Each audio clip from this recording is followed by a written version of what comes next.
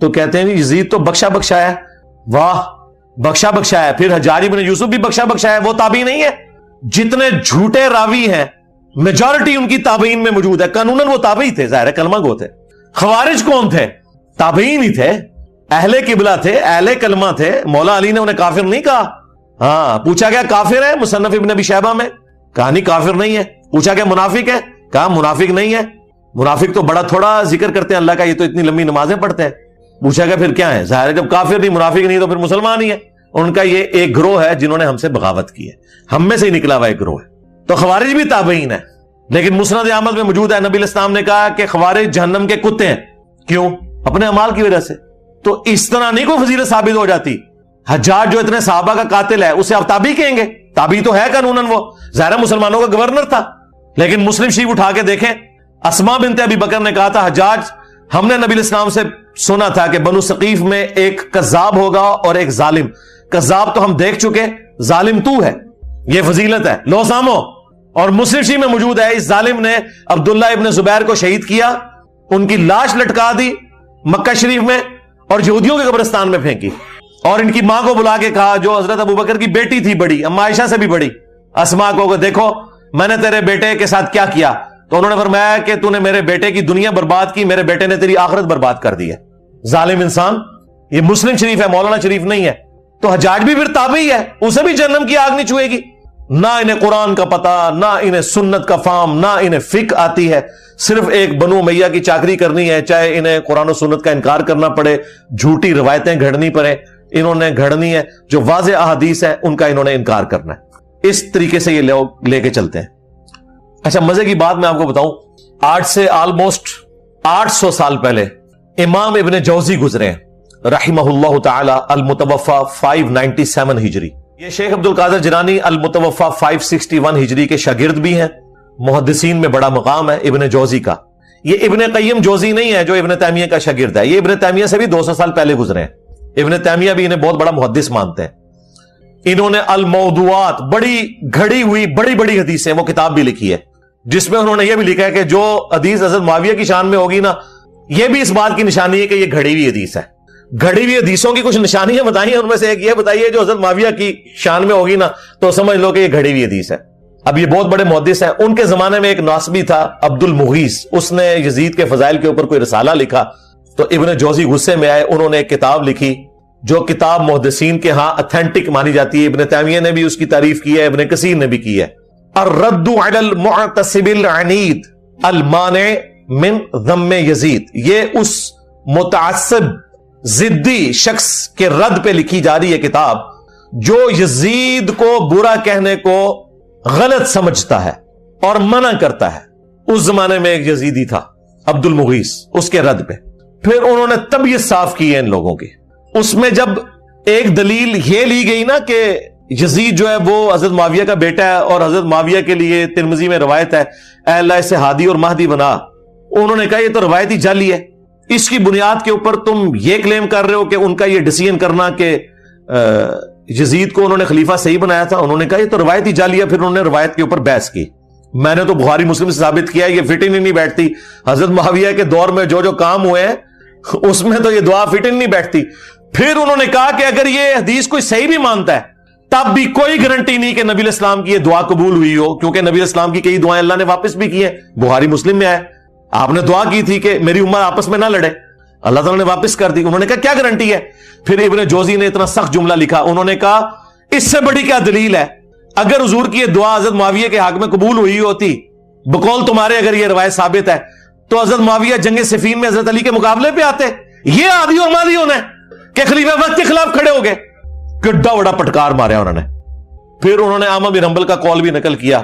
جب ان سے پوچھا گیا کہ یزید کے بارے میں آپ کا کیا موقف ہے, انہوں نے کہا یہ وہی ہے جس نے اہل مدینہ کے ساتھ جو کیا.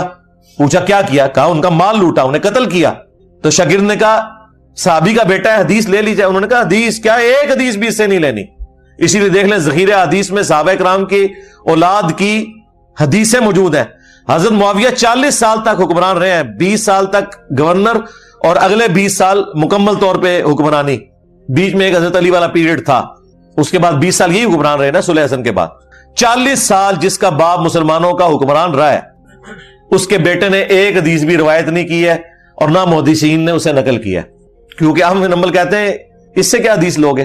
پھر شاگرد نے پوچھا جب یہ یزید نے ظلم کیا اہل مدینہ کے ساتھ تو کون لوگ تھے ان کے ساتھ؟ ان کا اہل شام تھے، جو ہم امیر شام کہتے ہیں، یہ شامی تھے، ایک صوبہ تھا جس نے یہ سارے کا سارا ہنگامہ برپا کیا۔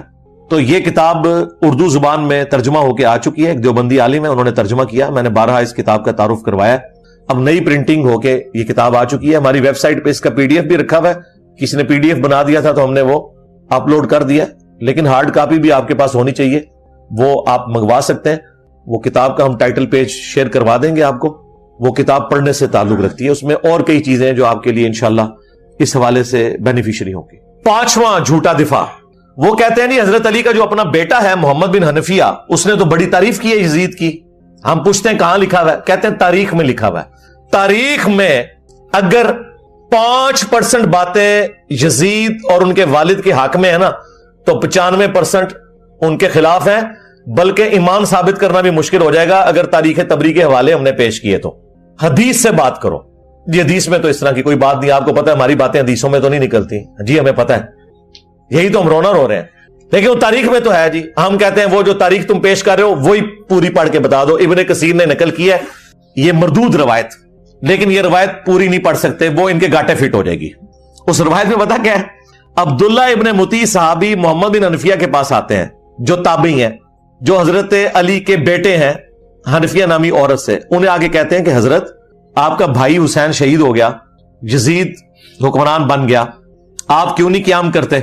تو ساتھ ہی کہا کہ اہل مدینہ میں سے کچھ لوگ شام سے آئے ہیں، انہوں نے یزید کو اس حال میں پایا ہے کہ وہ تارک الصلاح ہے، وہ شراب پیتا ہے اور کتاب و سنت سے تجاوز کرتا ہے۔ تو محمد بن حنفیہ نے کہا کہ نہیں، میں تو جتنا عرصہ یزید کے پاس رہا ہوں میں نے تو اسے نماز کا پابند پایا ہے اور سنت کا عامل پایا ہے۔ تو انہوں نے کہا حضرت وہ جتنے دن آپ رہے ہیں نا ادھر، اتنے دن اس نے آپ کو دکھانے کے لیے سب کچھ ایکٹنگ کی ہے، اصل میں تو وہ شرابی ہے، تارک الصلاح ہے اور کتاب و سنت کو پائمال کرنے والا ہے۔ اب یہ پوری روایت تھی، انہوں نے آدھی لے لی کہ محمد بن حنفیہ نے کہا میں اسے نماز کا پابند پاتا ہوں، جبکہ صحابی کہہ رہا ہے کہ وہ شرابی ہے، تارک الصلاح ہے، کتاب و سنت کا مذاق اڑاتا ہے۔ اب مجھے بتائیں صحابی اور تابعی کی بات ٹکرائے تو کس کی بات مانی جائے گی؟ انہوں نے آدھی روایت نقل کی، اسی لیے ہمارے جو استاد تھے شیخ زبیر صاحب، انہوں نے فتاوی علمیہ میں باقاعدہ اس روایت کو ڈسکس کر کے کہا کہ اگر اس روایت کو تم صحیح مانو گے نا پھر ماننا پڑے گا کہ یزید نماز بھی نہیں پڑھتا تھا، وہ شرابی بھی تھا اور کتاب و سنت کو توڑتا تھا، اس کے احکامات سے تجاوز کرتا تھا، بہتر یہ ہے کہ اس روایت سے جان چھڑا لو۔ انہوں نے کہا میرے نزدیک یہ پوری روایت ثابت ہی نہیں ہے، کیونکہ اگر روایت لینی ہے پھر پوری لینی ہے، آدھی تو نہیں لینی، سند تو ایک ہے اور وہ مردود سند ہے۔ یہ جناب جو انہوں نے ایک رٹ لگائی تھی کہ محمد بن حنفیہ نے تعریف کر دی، لو سامو اور پوری تعریف بیان کرو، پھر پتہ چلے گا صحابی کرتے ہو، صحابی کو تو تم نے چھوڑ دیا۔ کیا ہے کہ 3 اس کے سیاہ کارنامے جو بڑے بڑے ہیں نا، جو تاریخ کی کتابوں میں نہیں بخاری مسلم کے اندر رپورٹ ہوئے ہیں۔ پہلا، خانہ کعبہ کے اوپر حملہ، عبداللہ بن زبیر کو شہید کرنے کے لیے، کامیاب تو نہیں ہوا، بعد میں وہ شہید ہوئے عبد الملک بن مروان کے دور کے اندر، لیکن یہ غلاف کعبہ کا شہید ہونا یزید ابن معاویہ کے دور کے اندر خانہ کعبے پہ حملہ کر کے اس کی حرمت کو پامال کرنا، یہ صحیح مسلم میں حدیث موجود ہے 3245 نمبر۔ دوسرا واقعہ ہرہ، کیونکہ جب سیدنا حسین شہید کر دیے گئے تو اہل مدینہ نے بیعت یزید کی توڑ دی، انہوں نے کہا اب کون سا خیر باقی رہ گیا، تو اس کے ریونج میں یزید نے چڑھائی کر دی مدینے کے اوپر۔ جو یہ کہتے ہیں جی وہ یہ تاریخی باتیں ہیں جی، 600 صحابیات جو ہیں وہ نعوذ باللہ ان کے ساتھ بدکاری ہوئی اور صحابہ قتل ہوئے، مسجد نبی میں گھوڑے باندھے گئے، اس کو تو چھوڑ دیں سر، آپ انکار کریں واقعہ ہرہ ہوا ہی نہیں ہے، پھر ہم آپ کو کہیں گے بخاری مسلم میں واقعہ ہرہ موجود ہے۔ بخاری میں یہ حدیث 2601 2959 4024 4906، مسلم 3339 3319 3323 سے جو ہے ٹیٹرا 3 تک، جس میں یعنی اہل مدینہ سے ریلیٹڈ احادیث بھی موجود ہیں کہ جو اہل مدینہ کو ڈرائے گا دھمکائے گا اس پہ اللہ کی لعنت، اللہ کے فرشتوں کی لعنت، تمام لعنت کرنے والوں کی لعنت، جو مدینے میں بدعت جاری کرے گا اس پہ اللہ کی لعنت، اللہ کے فرشتوں کی لعنت، تمام لعنت کرنے والوں کی لعنت، اللہ تعالیٰ نہ اس کو کوئی فرض قبول کرے گا قیامت والے دن، نہ کوئی نفل قبول کرے گا۔ واقعہ ہرہ کا ذکر موجود ہے، یزید نے قتل عام کیا، اور یہ واقعہ ہرہ اتنا سینسٹیو واقعہ ہے کہ اس کے اوپر پردہ ڈالا نہیں جا سکتا. کہتے ہیں سلف کا فہم یہی وہ واقعہ ہے جس کی وجہ سے امام احمد بن حنبل نے یزید کے اوپر بڑے سخت کامنٹس کیے تھے, کیونکہ اس میں تو کئی صحابہ شہید ہوئے ہیں. وہی ابن جوزی کی کتاب کے اندر پوری سند کے ساتھ امام ابن جوزی نے الرد علی المتعصب العنید المانع من ذم یزید میں احمد بن حنبل کا قول نقل کیا, اور شیخ زبیر الزئی رحمہ اللہ تعالیٰ نے اسی کتاب سے حوالہ لیا ہے. بلکہ میری ویڈیو میں انہوں نے 1 to 1 مجھے پڑھ کے بھی بتایا تھا, اس وقت صرف عربی میں کتاب تھی. ابن جوزی نے اس کتاب میں نقل کیا ہے کہ امام اہل سنت احمد بن حنبل المتوفی 241 ہجری نے اپنے شاگرد سے فرمایا ابن یحییٰ کو, جب اس نے یزید ابن معاویہ کے بارے میں پوچھا تو احمد بن حنبل کہنے لگے یزید وہی ہے جس نے مدینے والوں کے ساتھ وہ کرتوت کیے جو اس نے کیے. میں نے پوچھا اس نے کیا کیا؟ فرمایا اس نے مدینے کو لوٹا. میں نے پوچھا کیا ہم یزید سے کوئی حدیث لے سکتے ہیں؟ فرمایا یزید سے حدیث مت بیان کرو, اور کسی کے لیے جائز نہیں کہ وہ یزید سے کوئی ایک حدیث بھی بیان کرے. میں نے پوچھا جب یزید نے یہ سب حرکتیں کی تھی تو اس کا ساتھ کس نے دیا تھا؟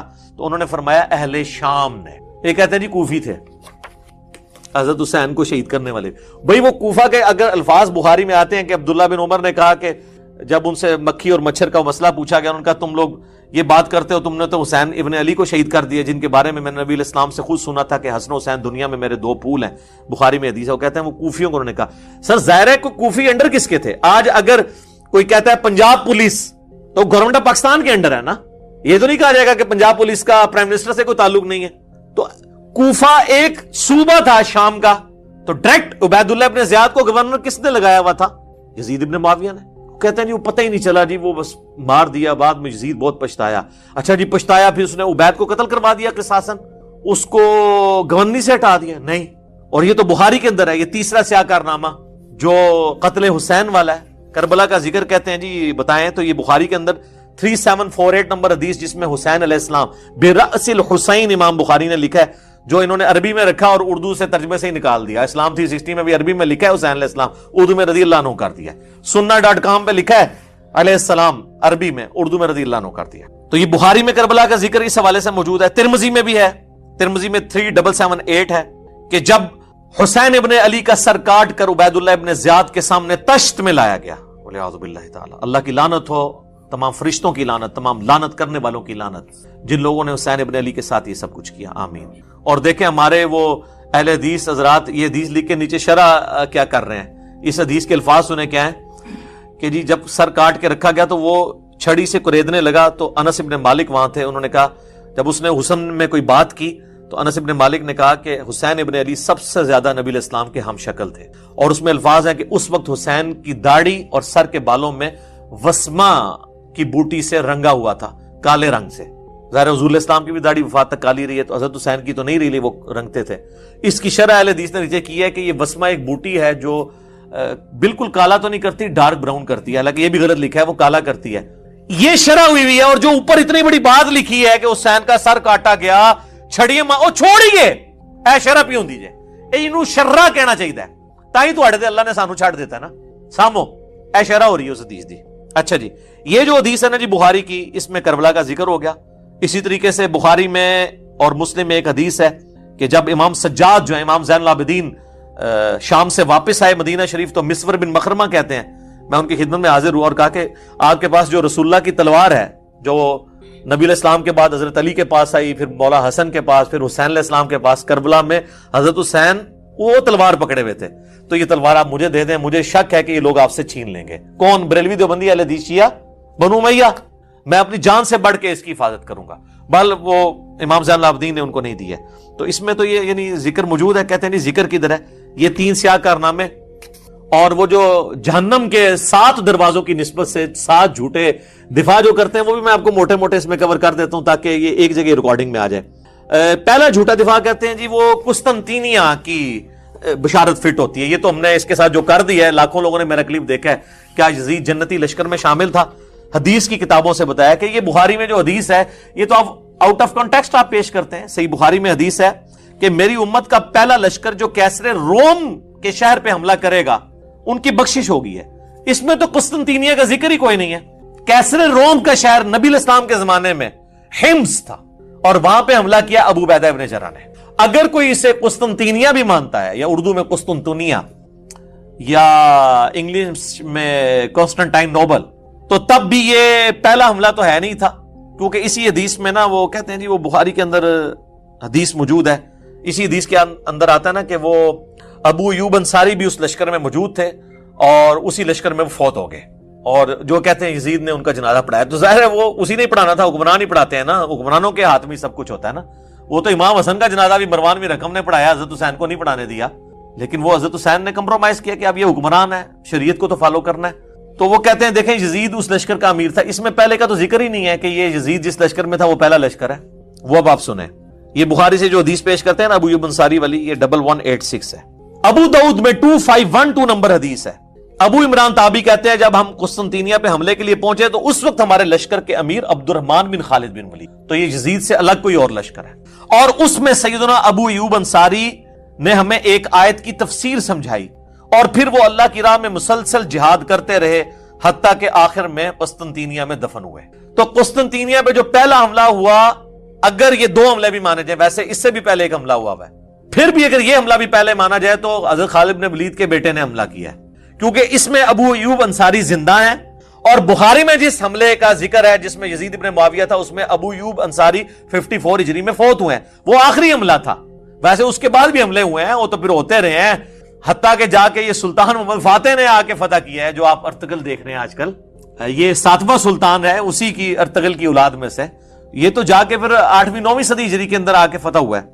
تو بہرحال بشارت حملہ کرنے والے کے لیے، تو یہ تو فارغ ہوا ان کا دفاع۔ دوسرا کہتے ہیں جی یزید جی تابعی ہے، اس میں میں وہ الیاس گمن صاحب والا جواب دوں گا، انہوں نے بڑا پیارا جواب دیا۔ انہوں نے کہا تابعی کہتے ہیں اتباع کرنے والے کو، صحابی صرف صحبت سے ہو جاتا ہے، لیکن تابعی کسی صحابی کی صحبت سے نہیں ہوتا جب تک وہ صحابہ کا پیروکار نہ ہو۔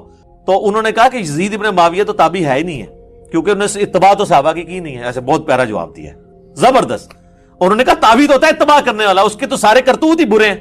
اچھا، تو اگر یہ تابعی ہے تو پھر سر حجاج ابن یوسف صحابہ کا قاتل، وہ بھی تابعی ہوا پھر، اور خوارج کلمہ گو اہل قبلہ تو تھے، وہ بھی سارے تابعین ہوئے۔ یہ سب فراڈ ہے، اس طریقے سے نہیں ہوتا کہ آپ چیزیں بنانا شروع کر دیں۔ اور اسی میں وہ حدیث بھی لیتے ہیں ترمذی سے کہ نبی علیہ السلام فرمایا جس نے مجھے دیکھا اسے آگ نہیں چھوئے گی، جس نے اس کو دیکھا اسے آگ نہیں چھوئے گی، جس نے اس کو دیکھا۔ وہ کہتے ہیں دیکھیں صحابہ تابعین تبع تابعین تک یہ چیز جاتی ہے تو سارے بخشے ہوئے۔ تو سر جتنے بڑے بڑے کذاب قسم کے احادیث میں راوی ہیں نا، زیادہ تر وہ قانوناً تابعین کے اندر موجود ہیں، خوارج بھی اس کے اندر آ جائیں گے، تو ساروں کو بشارت ہوگی۔ پھر وہ کہیں گے نہیں نہیں، اب حجاج ابن یوسف کا تو دفاع کر نہیں سکتے، کہ مسلم شریف میں حدیث ہے کہ بنو ثقیف کے اندر ایک ظالم اور ایک کذاب پیدا ہوگا، اور اسما بنت ابی بکر کہتی ہیں کہ ظالم حجاج تو ہے۔ تو جب حجاج کو اسما بنت ابی بکر کہہ رہی ہیں تو ان کو آگے سے حجاج کو کہنا چاہیے تھا نہیں میں تو تابعی ہوں، میرے پہ تو آگ حرام ہے، اسما یہ آپ کیا باتیں کر رہی ہیں، آپ دیکھیں آپ صحابی ہیں، میں نے آپ کو دیکھ لیا، میں ابھی تابعی ہو گئی ہوں، آگ ختم ہو گئی۔ او ایڈی گل حجاج نو بھی سمجھ سی جڑی ناسبی نو نہیں سمجھ، کہ ایویں نہیں کوئی ہو جاتا تابعی تے ویکھ لیا۔ اچھا جی، تیسرا وہ کہتے ہیں جی حضرت علی کا جو بیٹا ہے محمد بن حنفیہ، جو حنفیہ نامی ایک عورت جس سے شادی کی تھی حضرت علی نے سیدہ فاطمہ کی وفات کے بعد، ان سے پیدا، وہ کہتے ہیں وہ تو بڑی تعریف کرتا تھا یزید ابن معاویہ کی۔ اچھا جی، کدھر لکھا ہے کس حدیث میں؟ نہیں، ان کی باتیں حدیثوں میں، وہ کہتے ہیں وہ ابن کثیر میں، جسے عربی میں البدایہ والنہایہ کہتے ہیں، اس میں موجود ہے۔ ہاں جی دکھائیں، دکھا نہیں آپ کو سکتے، وہ اس قابل ہی نہیں دکھائیں، کیونکہ اس میں محمد بن حنفیہ کے پاس عبداللہ بن مطیع صحابی آتے ہیں۔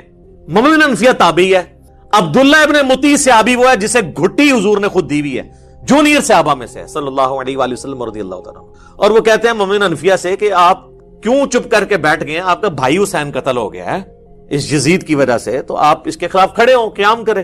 تو محمد بن حنفیہ کہتے ہیں کہ بھائی، اور عبداللہ ابن مطیع کہتے ہیں کہ اس کے کرتوت تو ایسے ہیں کہ آسمان سے پتھر برس پڑے، جو اس کے کرتوت ہیں برے۔ کہتے ہیں جی وہ شرابی، اور اس میں شرابی کے الفاظ بھی ہیں اور باقی الفاظ بھی۔ وہ کہتے ہیں جی کہاں لکھا ہوا ہے؟ تو وہ محمد بن حنفیہ کہتے ہیں کہ نہیں بھائی، میں نے تو جتنے دن میں اس کے پاس رہا ہوں، میں نے تو اس کے اندر کوئی چیز نہیں ایسی دیکھی، میں نے تو اسے نماز کا پابند اور سنت کا عامل پایا ہے۔ جن کے آباء و اجداد سنت کو توڑنے والے ہیں، ان کا وہ کہتے ہیں سنت کا عامل پایا ہے۔ تو وہ کہتے ہیں دیکھیں محمد بن حنفیہ نے توثیق کر دی اس کو، ویسے میں نے ایلبریٹ کیا ہے۔ پھر وہ باقیوں نے کہا حضرت جتنے دن آپ وہاں رہے ہیں نا، اتنے دن آپ نے اس کو ایسا پایا، یعنی اتنے دن وہ پگڑی بن کے نماز پڑھتا رہا رفع دین نال، پہلے تو نہ رفع دین کرتا سی، ننگے سر ہی پڑھتا سی نماز، یعنی وہ لبادے اڑے ہوتے ہیں نا انہوں نے۔ تو یہ تو جتنے دن آپ رہے ہیں اتنے دن اس نے سر ڈھانپ کے نماز پڑھی ہے۔ تو عبداللہ بن مطیع صحابی ہے اور مومن انفیہ تابعی ہے. جب صحابی اور تابعی کا قول ٹکرائے تو کس کی بات مانی جائے گی؟ صحابی کی. تو مومن انفیہ کا تو قول فارغ ہو جاتا ہے پھر. اسی لیے شیخ زبیر علی صاحب نے اپنے رسالے کے اندر یہ لکھا, انہوں نے کہا کہ اگر تم اس روایت کو صحیح مانو گے نا پھر تو یہ بات ماننی پڑے گی کہ وہ زانی شرابی تھا, کیونکہ ہم تو صحابی کے پیچھے چلیں گے, تابعی کے پیچھے نہیں چلیں گے. تو یہ روایت بھی ان کے گھاٹے خود بخود فٹ ہو جاتی ہے. چوتھی جو ایک چیز ہے دفاع والی, وہ کہتے ہیں صحابہ کرام نے بیعت کر لی تھی. وہ میں آپ کو پہلے ہی کتنا بتا چکا ہوں کہ صحیح بخاری 4827 تلوار کی زور پہ بیعت ہوئی ہے, اور صحیح بخاری 6830 نمبر حدیث میں حضرت عمر نے کہا تھا کہ جس کی زبردستی بیعت لی جائے گی اس کا انجام قتل و غارت ہوگا. یہ تو ٹاپک میں ڈسکس کر چکا ہوں. اب کوئی نہیں کہے گا جی وہ کہتے ہیں عبداللہ بن عمر نے بیعت کی ہوئی تھی جی, تو وہ عبداللہ بن عمر نے شرائط کے ساتھ بیعت کی تھی. اور مجھے بتائیں, وہ کہتے ہیں نہیں بخاری مسلم میں آتے ہیں عبداللہ بن عمر نہ جا کے نا مدینہ شریف میں لوگوں سے کہتے تھے کہ بیعت نہ توڑو یزید کی. اچھا, وہ جن لوگوں سے جا کے کہہ رہے تھے وہ بریلوی دیوبندی اہل حدیث تھے, شیعہ تھے, یا صحابہ اور تابعین تھے؟ تو ان صحابہ اور تابعین کی قول کی کوئی قدر نہیں ہے. ہم سمجھتے ہیں کہ اس میں عبداللہ بن عمر کا قول شاذ ہے, اکثریت کا وہی موقف تھا.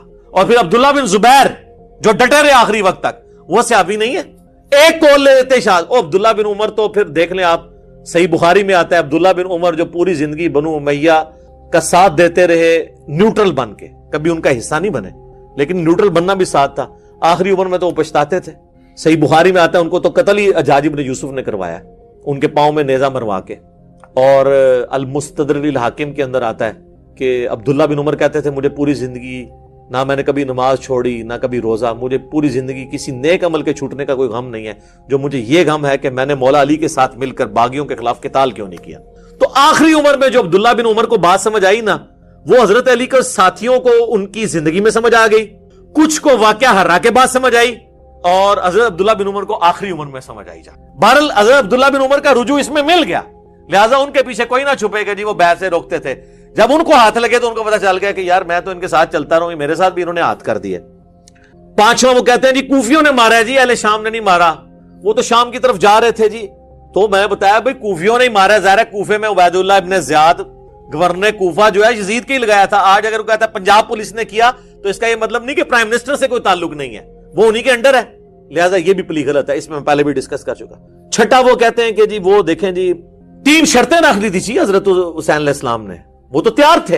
انہوں نے کہا کہ مجھے یزید کے پاس جانے دو, میں ہاتھ رکھ کے بیعت کر لیتا ہوں. سبحان اللہ. اور سر یہ ہو جاتا تو عبید اللہ ابن زیاد نے لوڈیاں ڈالنی تھیں, اور اس نے کہنا تھا حضرت آپ کے ابا جان حضرت معاویہ رضی اللہ تعالیٰ عنہ پوری کوشش کر کے 4 سال جو کام نہیں کروا سکے کہ حسین سے بیعت لیں آپ کے لیے, میں نے دیکھے کتنا کارنامہ کر دیا. تو یزید ابن معاویہ نے اسے اور نوازنا تھا کہ یار تو واقعی بڑا سمجھدار قسم کا میرا گورنر نکلا ہے. وہ کہانی وہ بنائیں جو فٹ ہوتی ہو, یا مجھے شام جانے دو, یا واپس مدینے جانے دو, یا مسلمانوں کی کسی سرحد پہ بھیج دو, میں جا کے قتال کروں. وہ تو جی بس کینسل, ان کو پتا چل گیا تھا کہ یہ کوفیوں نے ہمارے ساتھ دھوکہ کیا اور یہ وہ کیا. اچھا جی, یہ سٹوری بالکل فٹ نہیں بیٹھتی. اور یہ جس کتاب سے لے کے آتے ہیں نا, انصاب الاشراف وہ کتاب ہے امام بلازری کی, پہلے 300 سال میں مسلمانوں کے ایک بڑے ائمہ میں سے. انصاب الاشراف یعنی وہ کتاب جس میں بڑے بڑے جو اشرافیہ ہیں, بڑے بڑے خاندانوں کے جو لوگ ہیں, ان کے فضائل بیان ہوئے ہیں. یعنی اس میں بنو ہاشم کے بھی, بنو امیہ, بنو عباس کے, اور جس میں بایوگرافی بھی لکھی ہے صحابہ اور تابعین کی, اس میں سے وہ لے کے آتے ہیں. کہتے ہیں جی اس کے اندر یہ موجود ہے. اور شیخ زبیر صاحب نے بھی فضائل صحابہ اپنی کتاب میں نا یہ لکھ دیا, لیکن انہوں نے انصاف یہ کیا کہ انہوں نے کہا کہ اس کی سند حلال بن یساف تک تو ثابت ہے, لیکن حلال بن یساف کا واقعہ کربلا میں ہونا بھی ثابت ہونا چاہیے نا. تو پھر برنے سے پہلے انہوں نے اس کتاب سے ہی رجوع کر لیا. شیخ زبیر صاحب نے آخر میں اعلی حدیث رسالے میں لکھ دیا کہ انصاب الاشراف جو کتاب ہے یہ اپنے مصنف سے ثابت ہی نہیں ہے. ویسے زیادہ میجورٹی کا یہی موقف ہے کہ اپنے مصنف سے ثابت ہے, لیکن زبیر علی صاحب گھبرا گئے تھے. وہ مجھے کہتے تھے کہ اگر یہ انصاب الاشراف کو انہوں نے صحیح مان لیا نا تو پھر حضرت معاویہ کا کیا بنے گا, حضرت ابو سفیان کا کیا بنے گا, کیونکہ اسی انصاب الاشراف میں بالکل صحیح سند کے ساتھ ایک چیز موجود ہے جو باقی اہل سنت کی کتابوں میں کوڈ ورڈز میں ہے.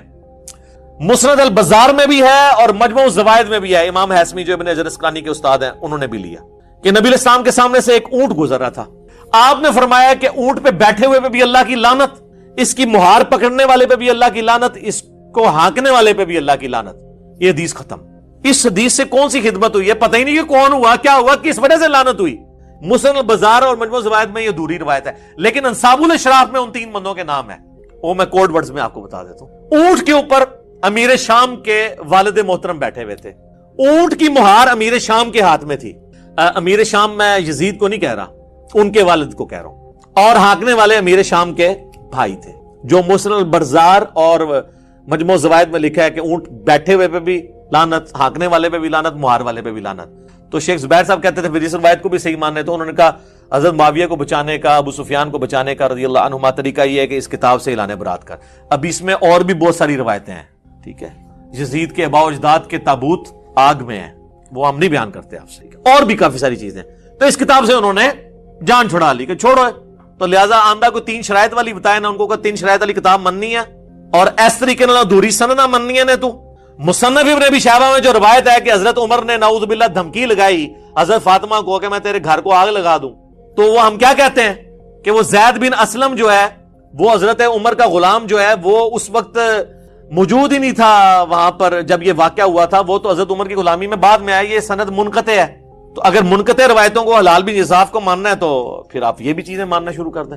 محمد بن عبد الوہاب صاحب کا بیٹا ہے عبداللہ بن محمد بن عبد الوہاب, المتوفا 1242 ہجری. اب 1442 چل رہا ہے, ایگزیکٹ 200 سال پہلے وہ فوت ہوئے. ان کی کتاب ہے سیرت الرسول, جس کے حوالے الرحیق المختوم میں بھی موجود ہیں. آلموسٹ 800 صفحوں کی یہ کتاب ہے. اس کا PDF ہماری ویب سائٹ پہ رکھا ہوا ہے, اور ہارڈ کاپی بھی آپ ہماری اکیڈمی میں رابطہ کر سکتے ہیں. آج کل اس کی وہ ختم ہوئی ہوئی ہیں, پرنٹنگ میں گئے ہوئے ہیں, انشاءاللہ پھر آپ کو مل جائے گا. اور یہ جیلم سے ہی چھپی ہے. دارالاسلام نے عربی میں چھاپی تھی, اردو ترجمہ ہی نہیں کیا. جیلم والوں سے ہو گیا, آپ وہ پچھتا رہے ہوں گے کہ کیوں ہو گیا. اس میں اس کی خوبی یہ ہے کہ اس میں خلفائے راشدین کے اوپر بھی انہوں نے چیپٹر باندھے اینڈ پہ نا. تو مولا علی والا ذرا چیپٹر نکال لیں. اس میں کئی ایک حوالے ہیں, وہ آج ٹاپک نہیں, چکے اسی ٹاپک سب و شتم کو میں کور کر رہا ہوں. تو اس میں 797 نمبر پیج ہے. عربی میں بھی آپ کو مل جائے گا, اردو میں بھی حضرت علی والا چیپٹر بالکل اینڈ پہ. تو یہ جس کو کہتے ہیں نہیں ہم وہابی ان کی وجہ سے, ویسے تو کہتے ہیں اللہ کی وجہ سے, اللہ کی وجہ سے نہیں, وہ انہی کی طرف منسوب کیا جاتا ہے. ویسے وہ بھی غلط ہے, کیونکہ ان کا نام تھا محمد بن عبد الوہاب, اور یہ ان کا بیٹا ہے عبداللہ. وہ لکھتے ہیں بنو امیہ ان کی تنقیس اور ان کے بارے میں نازیبا الفاظ استعمال کرتے رہے, مگر اس سے علماء کے دل میں ان کی محبت بڑھ گئی, مولا علی کی, اور قدر و منزلت میں اضافہ ہو گیا. عمر بن عبداللہ بن زبیر کہتے ہیں رحمہ اللہ تعالی, بنو امیہ 60 سال تک ان کو گالیاں دیتے رہے, مگر ان کا کچھ نہ بگاڑ سکے, بلکہ ان کی شان پہلے سے بھی بلند ہو گئی. دین نے ایک عمارت کھڑی کی جس کو دنیا نے گرانے کی کوشش کی, دنیا کچھ نہ بنا سکی, اور جو کچھ بنایا اس کو بھی منہدم کر دیا. یعنی مولا علی سے جو ٹکرایا وہ خود ہی بدنام ہوا ہے. آپ دیکھ لیں, بنو امیہ نے 60 سال تک لعنت کی ہے نا, 1400 سال سے لعنتیں کھا رہے ہیں. یعنی میں یہ نہیں کہہ رہا کہ وہ جو لعنتیں کر رہے ہیں وہ صحیح کر رہے ہیں, یہ یعنی ایک مکافات عمل والا مسئلہ ہے. تو وہ اپنی کیتیاں آگے آئی ہیں. دوسرے الفاظ میں وہ پنجابی میں کہا جاتا ہے نا, اپنے کیے ہوئے اعمال آگے ہیں. میں اس کو جسٹیفائی نہیں کر رہا, لیکن ان کو سوچنا چاہیے کہ یار یہ بھی ہو جاتا ہے. دنیا مکافات عمل کا نام ہے, یہاں پہ ایسا ہو جاتا ہے. تو یہ 2 والے ہو گئے بزرگوں کے. اس دور میں انٹرنیشنل لیول کے اوپر مسلمانوں میں جینیس پرسنالٹی ہے مولانا مودودی رحمہ اللہ تعالی. تیسرا والا میں طاق کرنے کے لیے ان کا پیش کر دیتا ہوں, خلافت و ملوکیت. کیونکہ پڑھا لکھا طبقہ تو مولویوں کو اور اماموں بزرگوں کو کسی کھاتے میں نہیں مانتا. وہ کہتا ہے جی کوئی کو پڑھ لکھے سیاڑے بنے دی گل کرو. مولوی تو ہو سکتا ہے ان کو کچھ نہ سمجھتے ہو, لیکن جو ان کو سمجھتے ہیں نا وہ ان کو اور ان کے بزرگوں کو کچھ نہیں سمجھتے. تو لہٰذا ہم نے تو ہر طبقے کو ایڈریس کرنا ہے نا. یہ تو انٹرنیشنل پلیٹ فارم ہے. یہ خلافت و ملوکیت کا نیا ورژن ہے اور پوری تخریج کے ساتھ ہے. ایک ایک بات کا نیچے ریفرنس لکھا ہوا ہے اہل سنت کی کتابوں کا. اس میں جو چیپٹر ہے نا حضرت معاویہ رضی اللہ تعالیٰ عنہ کا عہد, اس میں وہ لکھتے ہیں ایک اور نہایت مکروہ بدعت حضرت معاویہ رضی اللہ تعالیٰ عنہ کے عہد میں یہ شروع ہوئی کہ وہ خود اور ان کے حکم سے ان کے تمام گورنر خطبوں میں برسر ممبر حضرت علی رضی اللہ تعالیٰ عنہ پر سب و شتم کی بوچھاڑ کرتے تھے, حتیٰ کہ مسجد نبوی میں ممبر رسول صلی اللہ علیہ وآلہ وسلم پر عین روضہ نبوی کے سامنے حضور صلی اللہ علیہ وآلہ وسلم کے محبوب ترین عزیز کو گالیاں دی جاتی تھیں, اور حضرت علی رضی اللہ تعالیٰ عنہ کی اولاد اور ان کے قریب ترین رشتہ دار اپنے کانوں سے یہ گالیاں سنتے تھے. یہ مسند ابی یعلا میں موجود ہے. سیدنا حسن و حسین کے سامنے مروان بن حکم نے کہا کہ اہل بیت تو ہے ہی لعنت والے لوگ, اہل بیت کا لفظ استعمال کر کے پھر انہوں نے جواب بھی دیا اس کا. یہ مسند ابی یعلا میں صحیح سند کے ساتھ موجود ہے. کسی کے مرنے کے بعد اس کو گالیاں دینا شریعت کو تو درکنار انسانی اخلاق کے بھی خلاف تھا، اور خاص طور پر جمعے کے خطبے کو اس گندگی سے آلودہ کرنا تو دین اور اخلاق کے لحاظ سے سخت گھناؤنا فعل تھا۔ حضرت عمر بن عبدالعزیز نے آ کر اپنے خاندان کی دوسری غلط روایات کی طرح اس روایت کو بھی بدل ڈالا اور خطبہ جمعہ میں سیدنا علی پر سب کرنے کی بجائے یہ آیت پڑھنا شروع کر دی، ان اللہ یأمر بالعدل والاحسان وایتاء ذی القربى وینہی عن الفحشاء والمنکر والبغی یعظکم لعلکم تذکرون۔ اب یہی بات مودودی صاحب نے جب لکھی نا تو علماء کہتے ہیں مودودی پتہ نہیں کہاں بیٹھ کے کرتا رہتا، میں نے اس سے پہلے بابوں کے والے دیے، حالانکہ یہ ہمارے لیے نہیں ہے۔ کیوں؟ کیونکہ ہم تو کہتے ہیں کہ مرنے سے پہلے اے مسلمان کر لے اس پہ غور، کتابوں کا خدا اور ہے، بابوں کا خدا اور۔ تو یہ آپ جن بابوں کو مانتے تھے نا، ہم نے انہی کی کتابوں کے حوالے آپ کو پیش کر دیے۔ یہ حوالے تھے آپ کے لیے، ویسے آپ کا تو چیپٹر یہیں پہ کلوز ہو جاتا ہے، کیونکہ یہ تو کہتے ہیں جب بزرگ فرما دے تو دلیل تو ان سے مانگنا ہی گستاخی ہے۔ اب میں جو پڑھی لکھی عوام ہے جن کو ہم نے اتنا ایجوکیٹ کر کے بکش بنایا ہے، وہ تو ہم سے سوال کریں گے کہ ان بزرگوں کو تو چھوڑیں، آپ ہمیں دلائل دیں بخاری سے، مسلم سے، حدیث کی کتابوں سے۔ تو ظاہر ہے پڑھے لکھے طبقے کو بھی تو ایڈریس کرنا چاہیے نا، ان لوگوں کو تو ایڈریس کر لیا۔ تو ان کے لیے ہم نے ریسرچ پیپر کے اندر جو چوتھا ٹاپک تھا سب ٹاپک، اس کے اندر یہ سب کچھ کور کیا ہے، یہ 5B ریسرچ پیپر کے اندر۔ تو وہ سارا کچھ تو ایک نشست میں کرنا مشکل ہے، میں چند ایک چیزیں اس میں سے کور کر دیتا ہوں اسی ایک ٹاپک سے ریلیٹڈ۔ اس کی وجہ یہ ہے کہ یہ دوبارہ شاید میں اس کو پھر ریکارڈنگ میں نہ لے کر آؤں، روزانہ تو اس طرح کی باتیں نہیں ہو سکتی۔ اب یہ محرم بھی چل رہا ہے اور ایک ایشو بھی اٹھا ہوا ہے، تو میں جلدی جلدی اس کو کور کرتا ہوں، ایک پوری ڈاکٹرن آپ کے سامنے رکھتا ہوں، لیکن اس سے پہلے ایک دفعہ دروشی پڑھ لیں۔ اللہم صلی علی محمد وعلی آل محمد کما صلیت علی ابراہیم وعلی آل ابراہیم انک حمید مجید، اللہم بارک علی محمد وعلی آل محمد کما بارکت علی ابراہیم وعلی آل ابراہیم انک حمید مجید، آمین۔ سب سے پہلے تو بخاری اور مسلم کی وہ حدیث کہ نبی صلی اللہ علیہ وآلہ وسلم نے فرمایا کہ میرے صحابہ کو گالی مت دو۔ اچھا، یہ لفظ صحابہ بھی بول سکتے ہیں، صحابہ بھی بول سکتے ہیں، عربی میں یہ دونوں مستعمل ہیں، زیر کے ساتھ بھی زبر کے ساتھ۔ اگر تم احد پہاڑ کے برابر سونا بھی خیرات کر دو، میرے صحابی نے جو ایک مد 600 گرام آلموسٹ آدھا کلو خیرات کیا تھا، تم اس کو بھی نہیں پہنچ سکتے، اس کے آدھے کو بھی نہیں پہنچ سکتے۔ احد پہاڑ کئی کلومیٹرز پہ پھیلا ہوا وہ سونے کا ہو اور تم اللہ کی راہ میں خرچ کرو اور میرا صحابی ایک پاؤ بھی گندم خیرات کر دے، وہ وزنی ہے، کیونکہ اس نے نبی علیہ السلام کا ساتھ دیا مشکل وقت میں۔ اب اسی حدیث کا ایک تلخ پہلو ہے کہ یہ حدیث بھی یہ لوگ آدھی پیش کرتے ہیں، یہ اس قابل ہی نہیں ہے کہ یہ حدیث بھی پوری پیش کر سکیں، کیونکہ اس میں قیامت مضمر ہے۔ یہ پوری حدیث صحیح مسلم کے اندر ہے، بخاری میں اس کا نمبر ہے 3673، مسلم میں 6488۔ اس میں الفاظ ہیں، ابو سعید خدری کہتے ہیں ایک دفعہ جھگڑا ہوا تو حضرت خالد ابن ولید نے جذبات میں آ کے عبد الرحمن بن عوف کو گالیاں دے دی، نبی علیہ السلام تک شکایت پہنچی تو آپ نے حضرت خالد ابن ولید کو ڈانٹا کہ تم میرے صحابہ کو گالی مت دو، اب تم لوگ اگر احد پہاڑ کے برابر سونا بھی خیرات کر دو نا، عبد الرحمن بن عوف کا مقابلہ نہیں ہو سکتا۔ یہ تو بعد میں صحابہ جو بنے تھے ان کو کہا گیا کہ آپ بڑے سینئر صحابہ کو برا نہ کہو، ہم لوگوں کو تو آٹومیٹکلی پہنچ گیا یہ میسج، لیکن جہاں طویل خاص کے اعتبار سے تھا وہ انہوں نے آدھا پیش کیا، آدھی حدیث میرے صحابہ کو گالی مت دو۔ وہی بات ہے علماء یہود والا کردار، افتؤمنون ببعض الکتاب، یہ حدیث کا حصہ کیوں انہوں نے چھپایا؟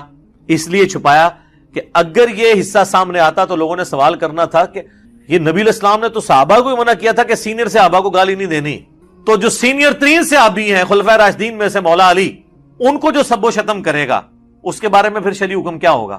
ویسے پبلک کو انہوں نے کہا صحابہ کو گالی دینے والا کافر ہے، ہماری ویڈیو سے پہلے۔ اب کہتے ہیں نہیں وہ گناہ کبیرہ ہے۔ اب کیوں نہیں کفر رہا؟ کیونکہ ان کو پتا چلا کہ تو کفر کہاں تک جائے گا، جن کو بچانے کے لیے سب کچھ کر رہے ہیں سب سے پہلے ان پہ لوٹے گا کفر، تو انہی کو بچانے کے لیے انہوں نے حدیث بھی آدھی بیان کی۔ تو انو میرے صحابہ کو گالی مت دو، آندہ کو مولوی بیان کریں، ان کو پوری حدیث پڑھ، صحیح مسلم 6488، صحیح بخاری میں ایک حدیث ہے، اما عائشہ کہتی ہیں 1393 نمبر حدیث کہ نبی علیہ السلام نے فرمایا مردوں کو گالی مت دو، وہ اپنے انجام کو پہنچ چکے، یعنی جو بندہ مر گیا نا آپ اس کو گالی نہیں دے سکتے، کیونکہ آپ تو اللہ کے پاس جا چکے ہیں، اچھے اعمال کیے تو ان کا فائدہ مل رہا ہوگا اور برے اعمال کو بھگت رہا ہوگا۔ یہ میں نے ایک پورا مقدمہ بنایا ہے ایک بعد کے ٹاپک کے لیے، یہ احادیث جمع کر کے، تاکہ آپ کو پتا چلے کہ اگر سیدنا علی رضی اللہ تعالیٰ عنہ فوت ہو گئے تھے تو اس کے بعد تو ان پہ سب و شتم کرنا اس سے بڑا جرم تھا۔ دیکھیں زندگی میں آپ اختلاف رائے میں جذباتی ہو کے ایک دوسرے کو گالی بھی دے سکتے ہیں، صحیح بخاری اور مسلم دونوں میں آتا ہے. مسلم میں ذرا ڈیٹیل ہے. حضرت عباس اور حضرت علی کا جھگڑا ہوا جو اکثر ناسبی پیش کرتے ہیں. ان کے پاس رہنے کو ایک ہی بات رہ گئی ہے. تو حضرت عباس جذباتی ہو گئے اور ظاہر چچا بھی لگتے تھے حضرت علی کے. انہوں نے حضرت علی کو کچھ نازیبا الفاظ بول دیے. وہ کہتے ہیں دیکھیں جی یہ تو بنو ہاشم کے اندر سے سلسلہ شروع ہوا ہے جو ہے صحابہ پہ سب و شتم کرنے کا. ایک واقعہ پکڑا ہوا ہے. یہ تو آمنے سامنے جھگڑا ہوا, یہ تو معاملہ ہی اور ہے. مرنے کے بعد آپ کا غصہ ہی ٹھنڈا نہ ہو, آپ 60 سال تک گالیاں نکالتے رہیں, تو اس پہ تو آپ کو ذہنی مریض ہی کہا جا سکتا. اور لوگ یہ بھی کہتے ہیں یار وہ جب تلواریں اٹھ گئی تو گالی تو پھر چھوٹی چیز ہے. نہ سر, تلواروں کے مقابلے میں گالی چھوٹی چیز اس وقت ہے جب دو بدو ہو. جب ایک بندہ مر جائے, مرنے کے بعد تو دشمن کا بھی ذکر لوگ طریقے سے کرتے ہیں. مرنے کے بعد ممبروں پہ مسجد کے اندر اس پہ لانتیں کروائی جائیں تو یہ اس کے خلاف تلوار اٹھانے سے بڑا جرم ہے. یہ تو آپ کے خود اپنے نفسیاتی مریض ہونے کا ثبوت ہے اور اخلاقیات کے ایک پست ترین لیول پہ ہونے کا ثبوت ہے. اگر آپ یہ حرکت کرتے ہیں تو یہ اپنے ویٹیج میں اس سے بڑا جرم ہے تلوار اٹھانے سے. وہ تو ایک واقعہ ہوا, وہ تو صحیح مسلم میں حدیث ہے, چچا باپ کی مثل ہوتا ہے. تو حضرت علی کے باپ کی حیثیت سے تھے حضرت عباس. باپ اگر اپنے بیٹے کو غصے میں گالی دے لے اور ایک دفعہ دے لے, یہ تو نہیں کہ حضرت عباس جو ہیں وہ روزانہ ممبر پہ چڑھ جاتے تھے اور حضرت علی پہ سب و شتم کرتے تھے. پھر آگے ان کی اولاد بھی حضرت علی کی وفات کے بعد بھی اپنے باپ کے اس واقعے کو یاد کر کر کے تو جناب ممبروں پہ لعنت کیا کر. نعوذ باللہ, یعنی وہ کہانی کرائیں جو آپ ایکسپٹ کریں. اس لیے دیکھیں پڑھا لکھا طبقہ کہتا ہے یار علماء میں تو کامن سینس بھی نہیں ہے. پھر کہتے ہیں علماء کی عزت نہیں ہے. یار آپ اپنی عزت کروائیں نا. تو یہ دو چیزوں کو آپ مکس کرتے ہیں. میں ساتھ ساتھ نا ہر چیز کلیئر کر رہا ہوں. کوئی چیز رہ گی نا آپ نے اینڈ پہ مجھے یاد کرا دیں, تسی بھی بڑے ایکسپرٹ ہو. تو میں کوشش کریں کوئی شہر ہوئے نا, کوئی دوبارہ تو ریکارڈنگ نہیں میں نے کروانی. اچھا, بخاری اور مسلم دونوں میں حدیث ہے. بخاری میں 6788, مسلم میں 4410. ایک فاطمہ نامی عورت کی چوری کا مقدمہ حضور کے پاس آیا.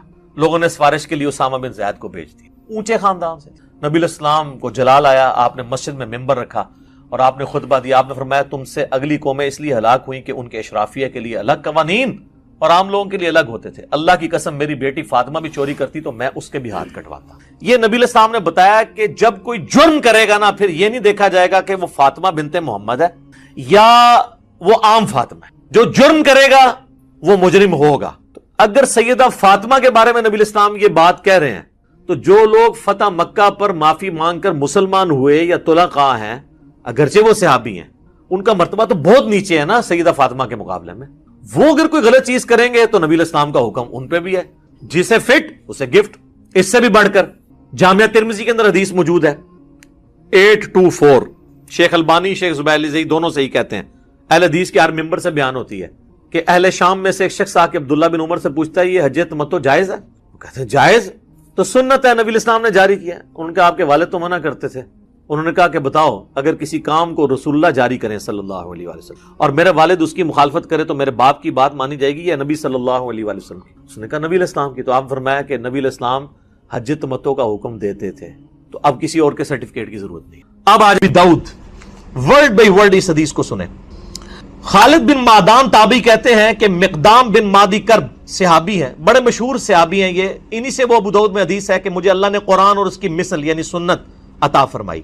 مقدام بن مادی کرب عمر بن اسود اور قبیلہ بنو اسد کا ایک آدمی جو اہل قنسرین میں سے تھا, حضرت معاویہ ابن ابی سفیان رضی اللہ تعالیٰ عنہ کے پاس آئے جب وہ شام کے اندر یعنی بادشاہ تھے.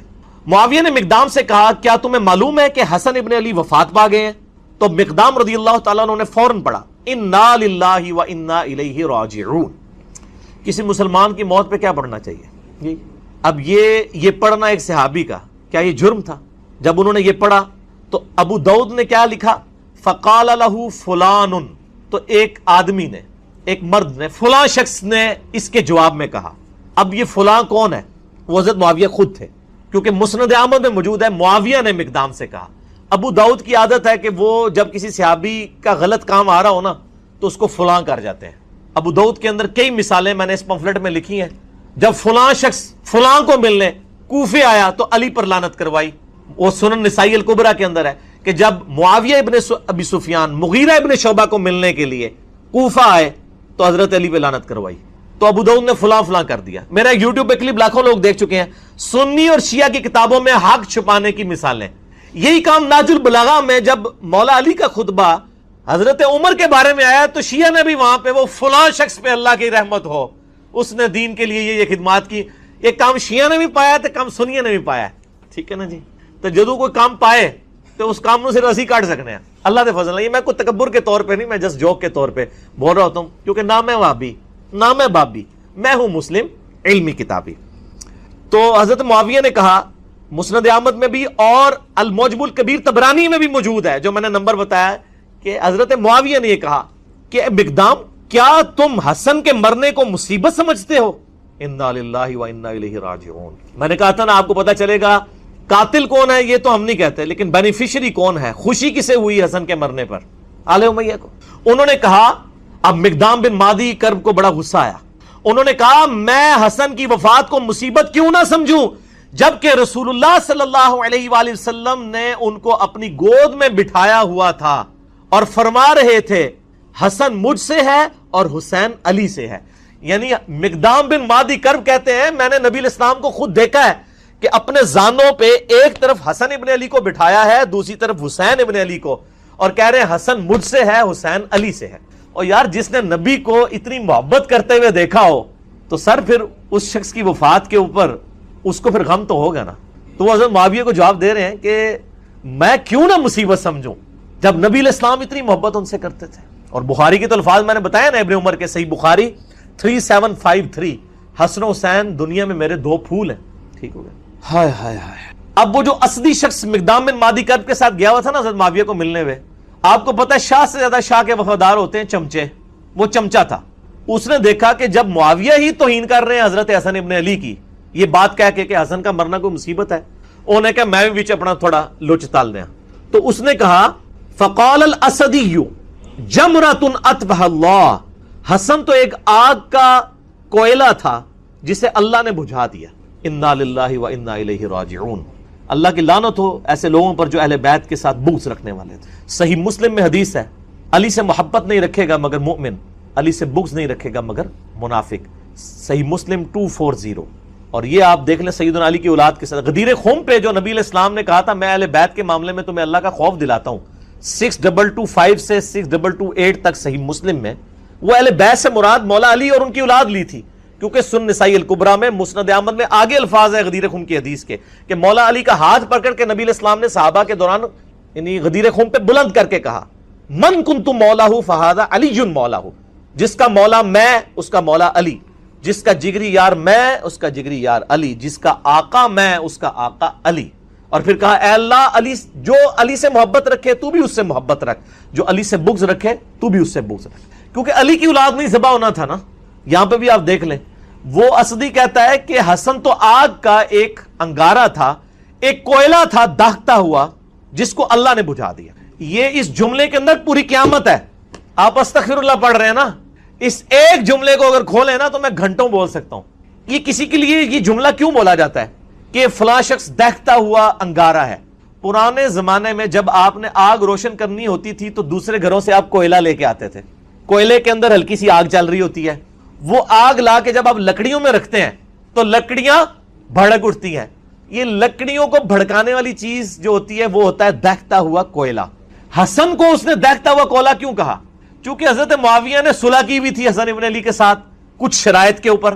ان شرائط میں سے صرف ایک ہی شرط پوری کی تھی کہ جو مال غنیمت جو قرآن حکیم میں سورۃ الانفال میں آیا کہ اہل بیت کو 5واں حصہ ملے گا بیت المال میں سے, چونکہ ان پہ زکات نہیں لگتی, وہ دیتے تھے. باقی جو 4 شرائط تھیں, نمبر 1 حضرت معاویہ رضی اللہ تعالیٰ عنہ خلفائے راشدین کے طریقے کے مطابق حکومت چلائیں گے, کوئی نہیں پوری کی.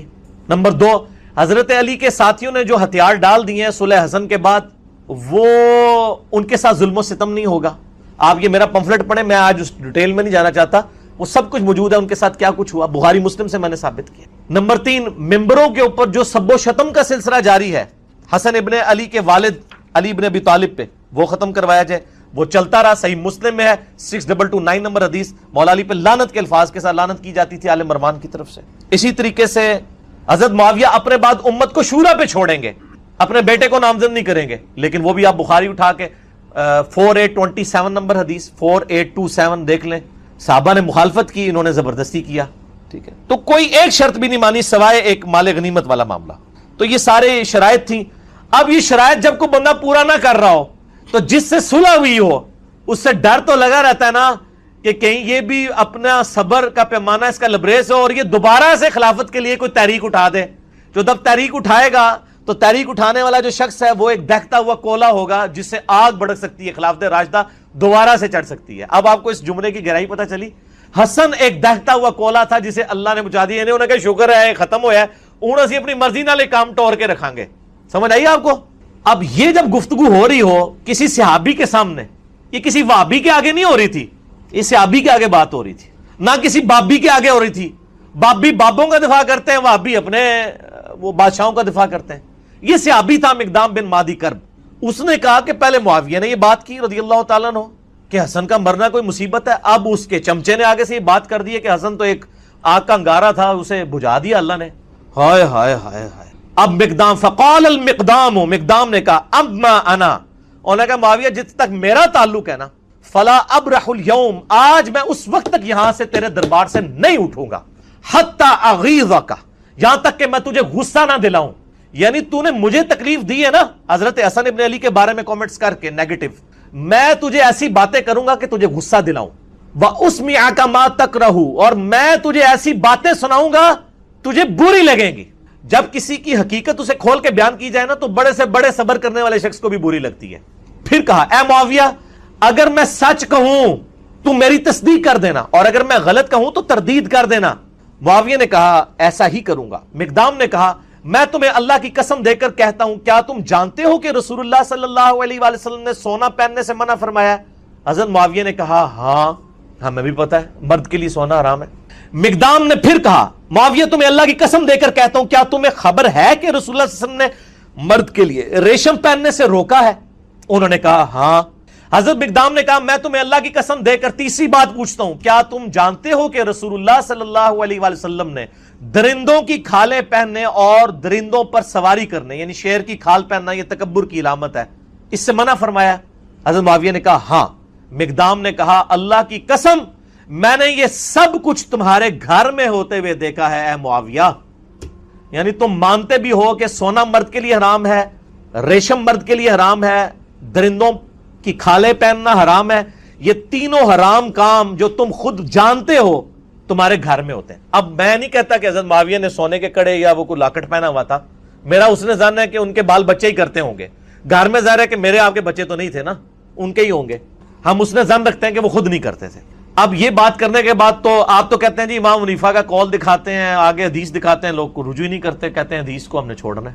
اب یہاں پہ نبی علیہ السلام کی حدیث ان کو پتہ ہے, حضرت معاویہ سے کہا جا رہا ہے کہ آپ توبہ کریں. اب کیا ہوا؟ مقدام نے کہا اللہ کی قسم یہ سب کچھ آپ کے گھر میں ہوتا ہے اے معاویہ.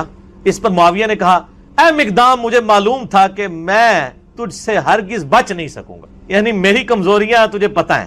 حالانکہ ہونا چاہیے تھا معاویہ اے مقدام میں تمہیں گواہ کر کے کہتا ہوں آج تک جو کچھ مجھ سے ہوا میں اللہ سے توبہ کرتا ہوں, اللہ تعالیٰ یہ گناہ معاف کرے, آئندہ میں اپنی اصلاح کروں گا. کیونکہ آپ تو ہمیں یہی بتاتے ہیں نا کہ جب صحیح حدیث مل جائے تو وہی آپ کا مذہب ہونا چاہیے.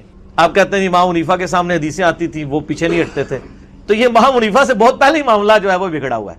مجھے پتا تھا میں گلے نہیں تیرے کو جیت سکتا. اے منو بھی کہہ رہے انہوں نے او علی دی زبان بڑی لمبی ہے. او زبان نہیں لمبی, سچ ہوتا ہی اتنا طاقتور ہے کہ اس سے آپ جیت ہی نہیں سکتے. یہ تھوڑے بزرگ بابے بھی یہی کہتے سن کہ میں گلے تھوڑے کو نہیں جیت سکتا. انشاءاللہ تسی بھی نہیں جیت سکو گے کیونکہ بات ہی سچی ہے. آپ دیکھ لینا اے مقدام مجھے معلوم